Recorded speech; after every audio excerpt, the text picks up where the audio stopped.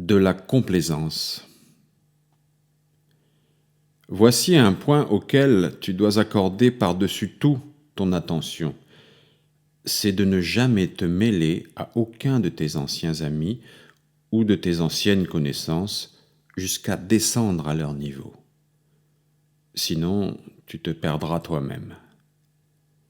Mais si cette pensée s'insinue dans ton esprit, je vais lui paraître gauche et il ne sera plus avec moi comme autrefois, rappelle-toi que rien ne s'obtient gratis et qu'il n'est pas possible de rester ce qu'on était quand on n'agit plus de même. Choisis donc ce que tu désires, ou de conserver comme autrefois l'affection de tes anciens amis en restant semblable à ce que tu étais toi-même, ou d'être meilleur et alors de ne plus obtenir la même affection. Puisque ce dernier parti est préférable, c'est par là qu'il faut sur le champ t'orienter et ne pas te laisser entraîner par les autres raisonnements. Car nul, s'il hésite entre deux routes, ne peut faire de progrès, mais si tu as préféré à tout autre cette voie, si c'est à elle seule que tu désires t'attacher, si tu veux y tendre de tous tes efforts, laisse tout le reste. Sinon, cette hésitation produira ce double résultat.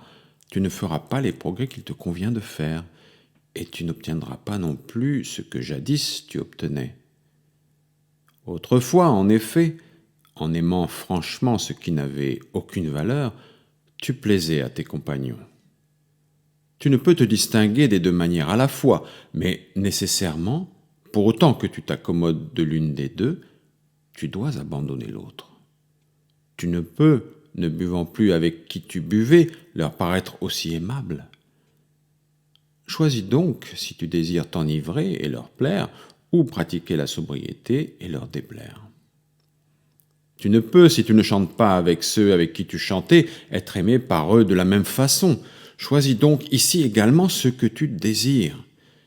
Car s'il vaut mieux être un homme réservé et modeste que de s'entendre dire par quelqu'un « le charmant homme », laisse le reste, renonce-y, tourne-lui le dos, qu'il n'y ait rien de commun entre toi et tout cela.